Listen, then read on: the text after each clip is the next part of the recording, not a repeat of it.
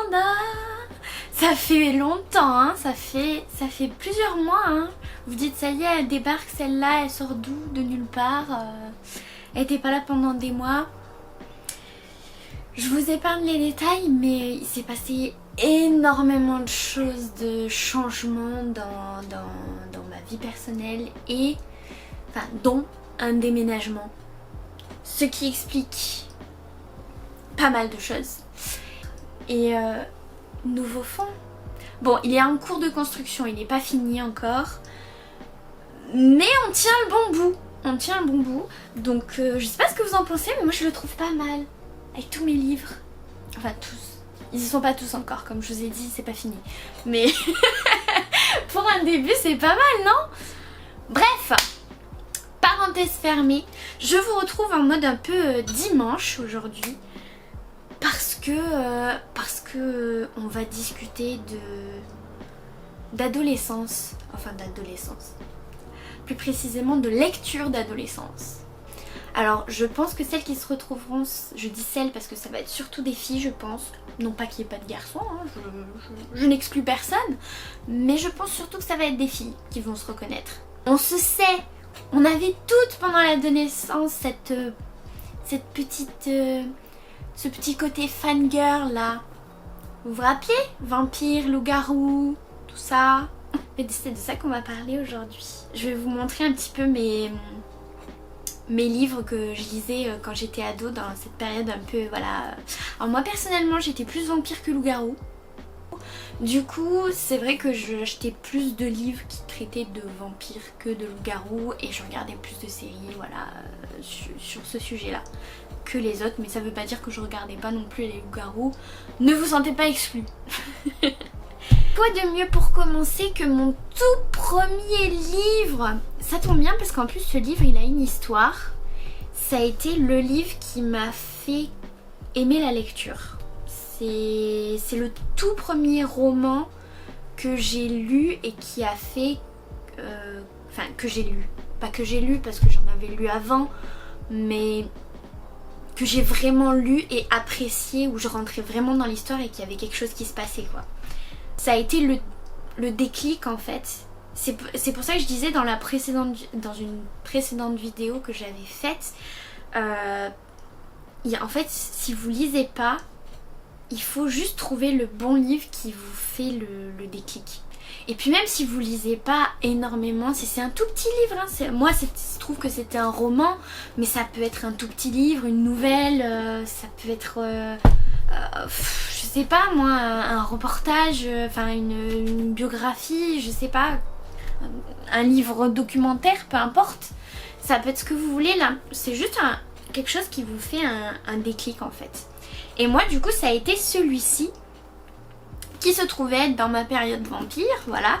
Et d'ailleurs il me semble que c'est l'auteur qui a écrit les Twilight, il me semble.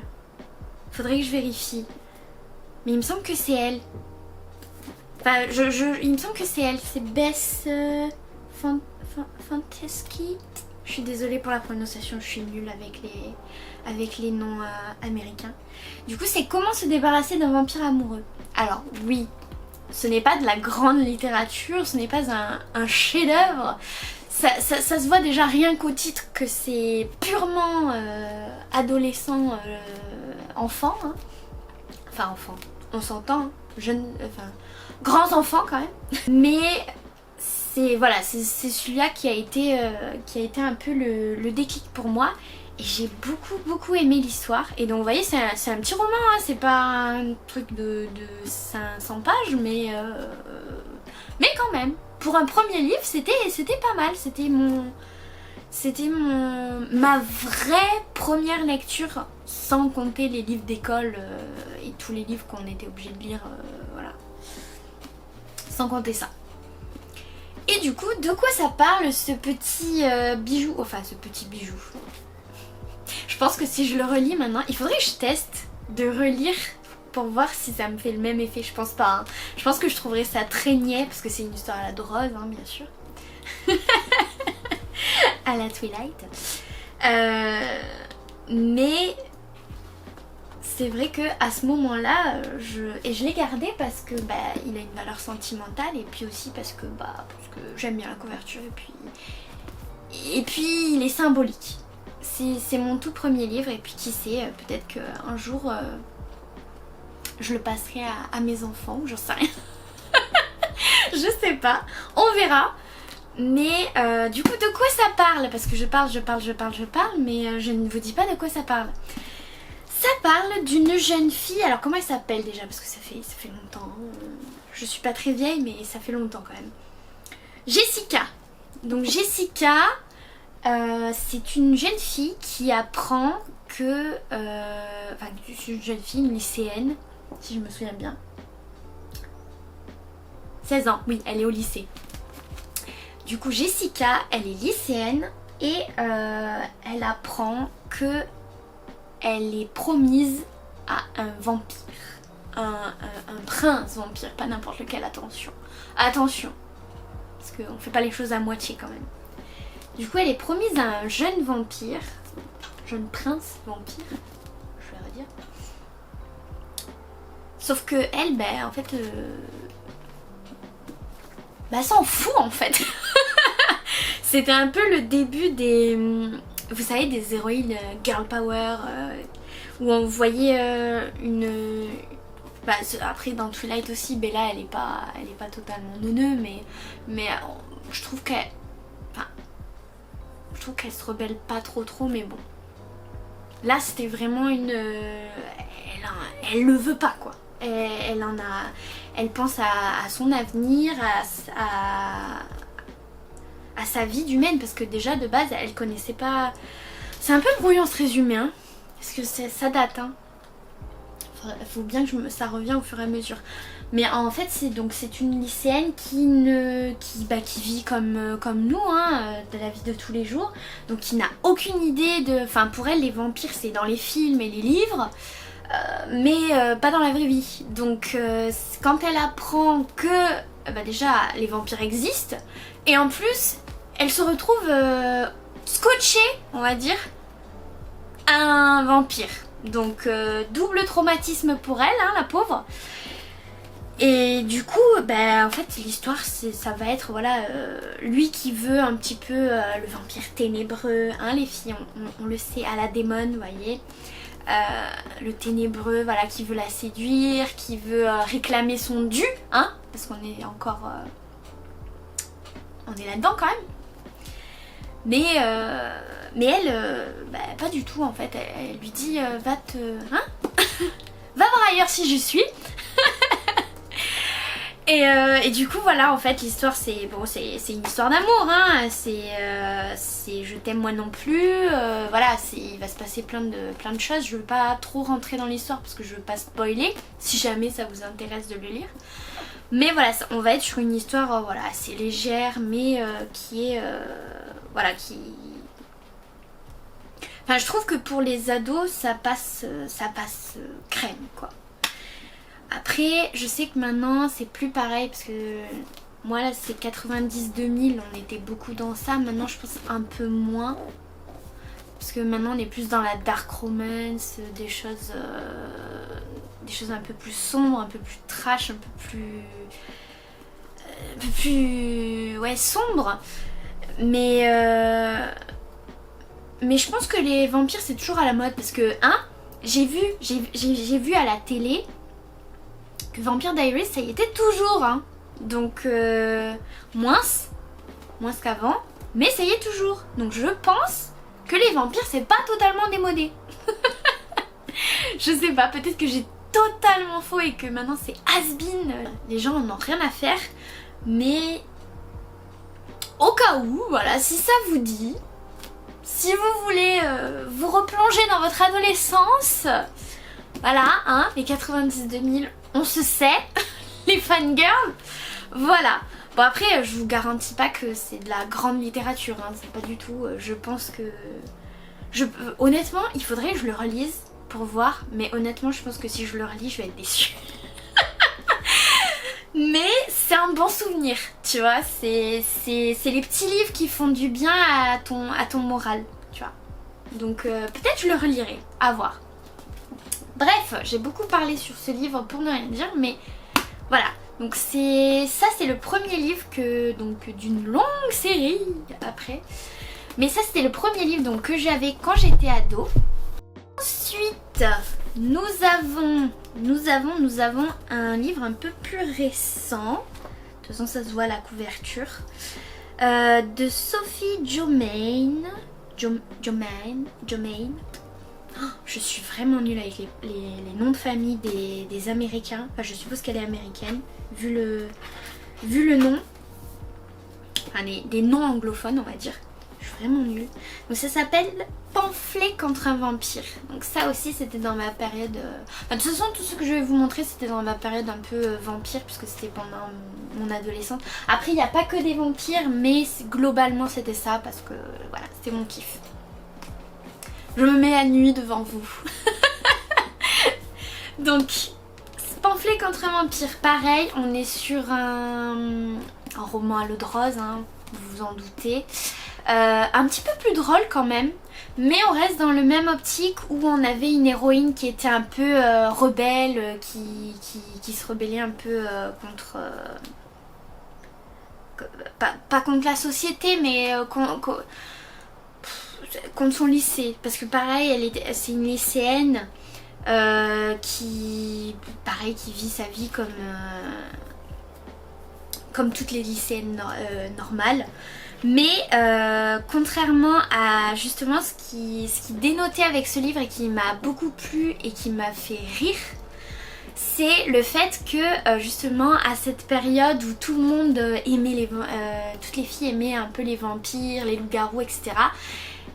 On se retrouve, donc comment elle s'appelle déjà? Je crois qu'elle s'appelle Satine.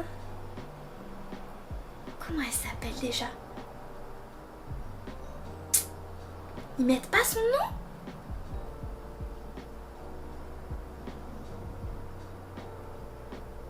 Ils mettent pas son nom. Je crois qu'elle s'appelle Satine de mémoire. Je suis pas sûre. Je crois. Il n'y a pas son nom.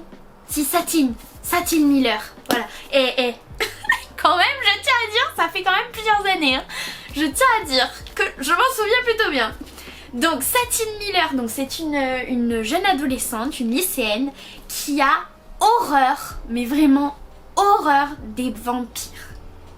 Elle ne comprend pas cette hype, elle la déteste, elle trouve que c'est ridicule d'aimer des gens qui boivent du sang, qui ont des dents des canines très longues, qui font du mal aux autres. Enfin, en fait, elle voit ça comme quelque chose de très néfaste et elle comprend pas, elle aime pas ça. Du coup, elle a l'idée d'écrire un pamphlet. Un pamphlet, pour ceux qui savent pas, c'est... comment expliquer? Comme une critique. C'est un blog un peu, c'est parce que c'est à l'époque où il y avait les blogs, etc. Enfin, je dis ça parce que ça existe toujours. Elle fait une espèce de blog où voilà, elle critique et elle se moque un peu des vampires et des gens qui aiment les vampires. Et du coup, suite à ça, elle s'attire forcément les foudres de toutes les fans, hein, de toutes les femmes de vampires, et dont un certain Hugo qui veut qu'elle retire son pamphlet parce que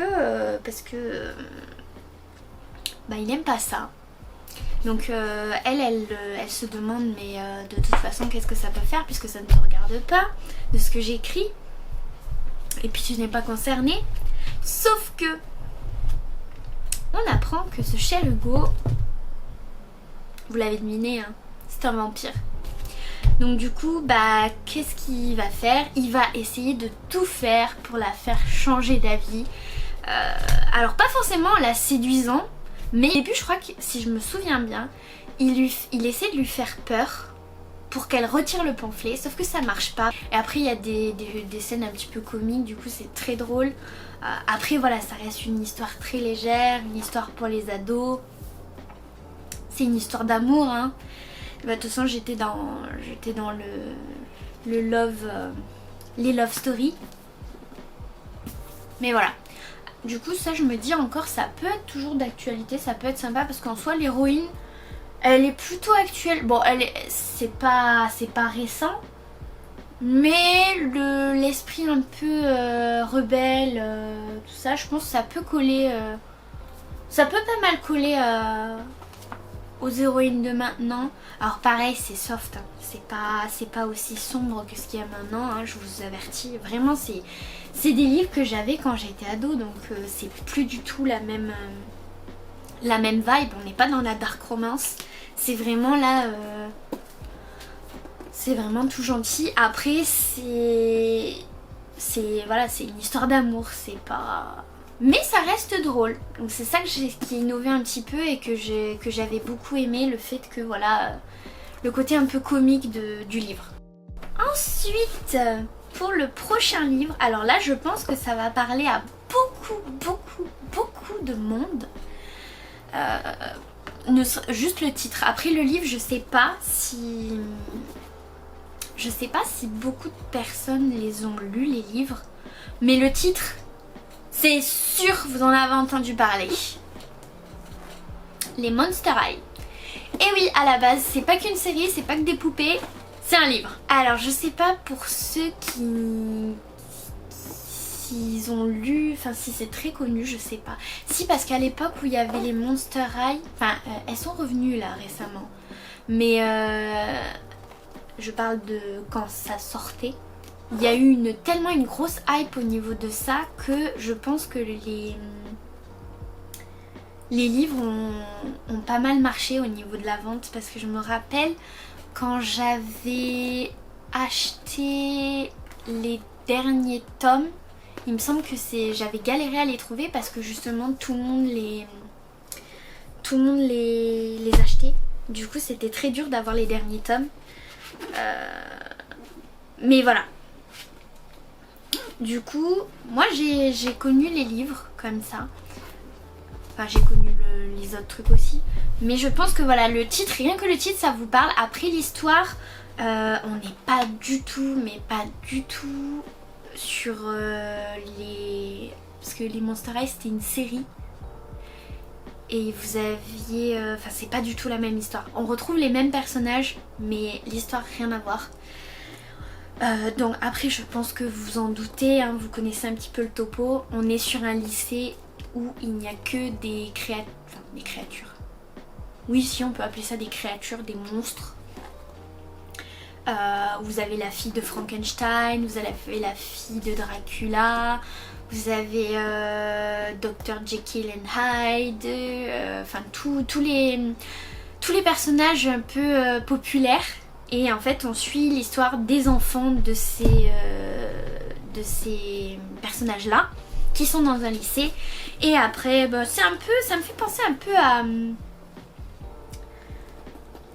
la période un peu, vous savez, Gossip Girl, où on voit beaucoup d'histoires entre chaque lycéen, il y a des histoires de famille, etc. C'est un peu dans ce délire là. Alors je saurais pas vous raconter, enfin je pourrais pas vous faire un résumé parce qu'en soi il y a chaque livre traite d'un personnage. Là le premier livre vous avez Frankie et Mélodie, le deuxième tome, je vais tous les sortir comme ça, je vous montre. Le deuxième tome c'est Cléo de Nil. Vous avez le troisième tome c'est Claudine Wolfe. Et le quatrième, Mon bébé d'amour, Draculora. C'est une vampire évidemment, c'est la fille de Dracula. Je vous ai dit j'étais dans ma période vampire, donc c'était forcément mon personnage préféré, forcément. Enfin bref voilà, donc chaque tome en fait parlait d'un personnage en particulier. Et après voilà, c'était toujours un peu dans l'ambiance un peu ragot, enfin de toute façon des histoires de lycéens, hein, c'était vraiment ça, hein. Donc voilà, c'était juste un petit clin d'œil à ceux qui ont connu les Monster High. Après je me dis ça peut être sympa, mais je sais pas si pareil, c'est le genre de livre, je pense que si je le relis, je vais pas trouver ça très... Enfin, pas de mon âge quoi. Ça c'est plus, ado, jeune ado, tu vois. Mais je me dis ça peut être pas mal quand même. Parce qu'on est comme ça, en plus c'est ressorti là il y a pas longtemps là les Monster High. Je me dis ça peut être pas mal parce que ça parle toujours de différence, d'acceptation de soi. Parce que Monster High, pour ceux qui connaissent pas, c'est donc des enfants de monstres. Mais dans le but, en fait c'est tous des adolescents et donc c'est chacun en fait a des défauts. C'est des monstres mais en même temps ça montre l'adolescence dans toute sa splendeur. Dans le sens où il y a la puberté, il y a la découverte de soi, de sa personnalité, du regard des autres. Et c'est vrai que cette série, je pense que c'est pour ça qu'elle a fait un carton. C'est que c'est l'acceptation de ses défauts, du fait de ne pas être parfait aux yeux des autres et de s'accepter soi-même. Voilà, c'est un peu ce que prône Monster High. Enfin, à mon sens, de ce que j'ai ressenti et de ce que j'ai compris, pour moi c'est ça et c'est vraiment ça je pense qui a fait que ça a marché. Alors maintenant je pense que ces livres là sont tombés dans l'oubli. Enfin peut-être pas, hein, je dis n'importe quoi parce que si ça se trouve pas du tout. Mais j'en ai pas revu.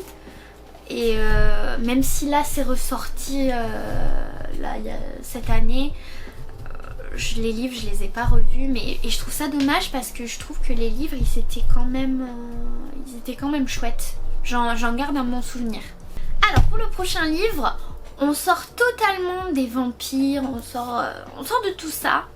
On passe complètement à autre chose. La série Uglies. Je suis sûre que vous l'avez lu. J'en suis persuadée. Et en plus, j'ai vu que récemment, sur Netflix, ils ont sorti le film. Mais vous imaginez même pas, quand j'ai vu ça, ça m'a replongé dans mon adolescence. Alors je l'ai regardé, hein, bien évidemment. Il est assez fidèle au livre. Ça, c'était cool. Bon, après, il a été très Netflixisé. Je sais pas si vous voyez ce que je veux dire. Mais il est quand même assez fidèle au livre. Et j'ai trouvé ça trop génial. Ah, ça m'a fait tellement plaisir de voir ça. Mais du coup, pour tous ceux qui sont nostalgiques comme moi là, qui ont lu la série Uglies, j'espère que le film va marcher et qu'ils vont sortir les autres. Parce que c'est trop bien. Uglies, c'est trop bien. Pour ceux qui ne connaissent pas, qui n'en ont jamais entendu parler, déjà je vous conseille, si vous voulez pas lire le livre, d'aller voir le film. Au moins vous voyez un petit peu l'univers. Et si jamais vous voulez vous aventurer dans le livre, pour ceux qui ont vu le film, vous savez de quoi ça parle. Mais pour ceux qui ne l'ont pas vu, c'est tout simplement l'histoire... on est en fait dans une société où la beauté dirige. Alors je m'explique, en fait on est dans une dystopie un petit peu où plus vous êtes beau, plus vous allez avoir du pouvoir, de l'influence et vous serez respecté.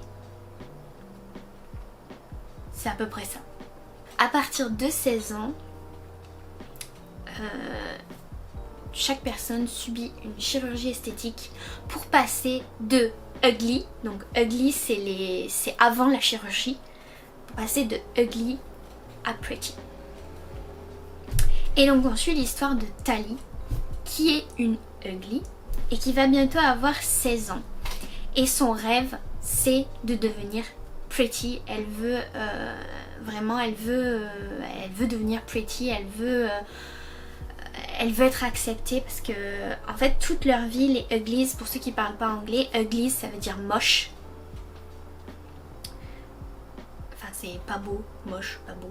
Depuis leur plus tendre enfance, ils sont très matrixés, on leur répète que s'ils restent comme ça, ils seront capables de rien.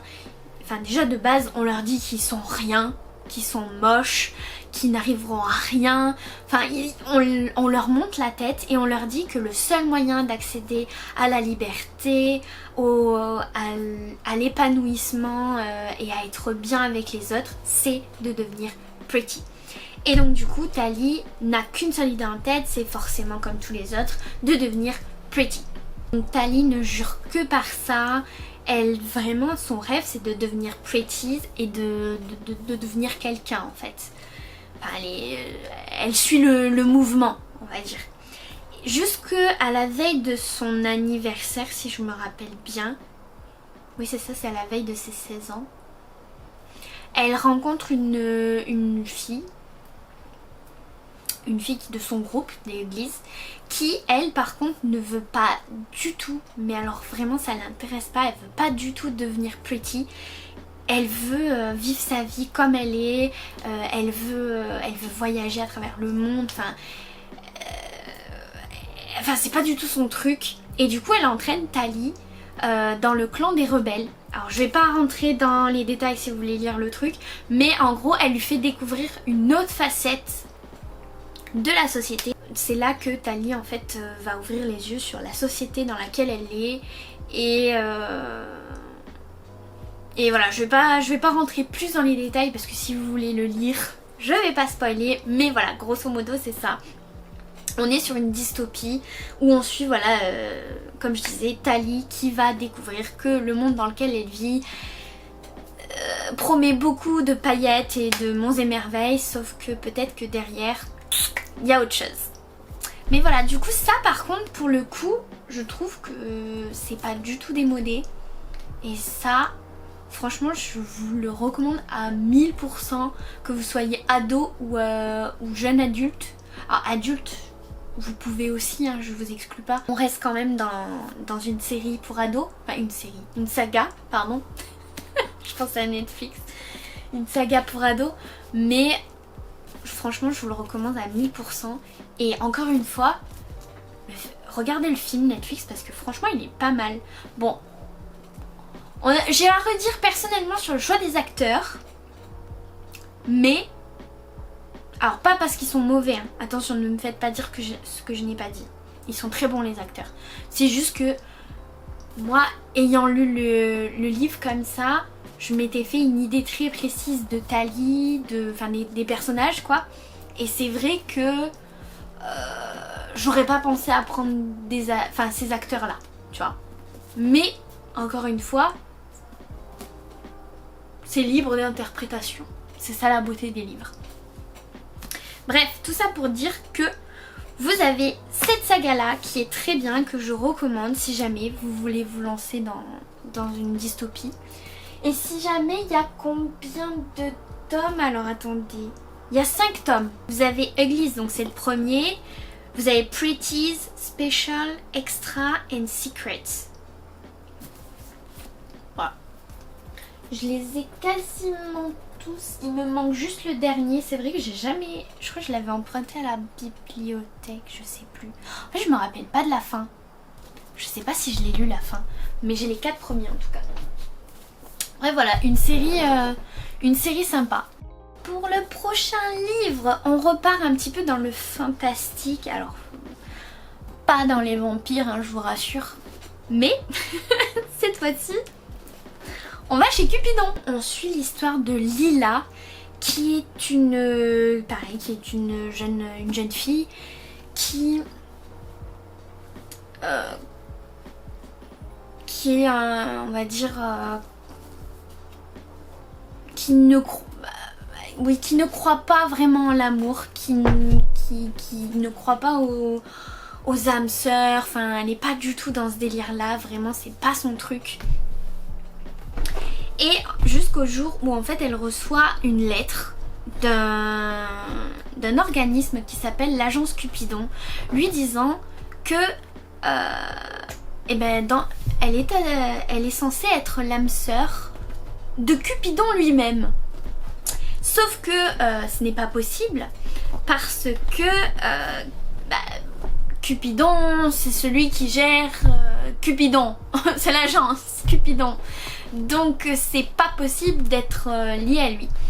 Et donc du coup voilà, elle se retrouve à voir que Cupidon existe et qui se trouve ne pas être le petit angelot tout nu avec un arc et des flèches.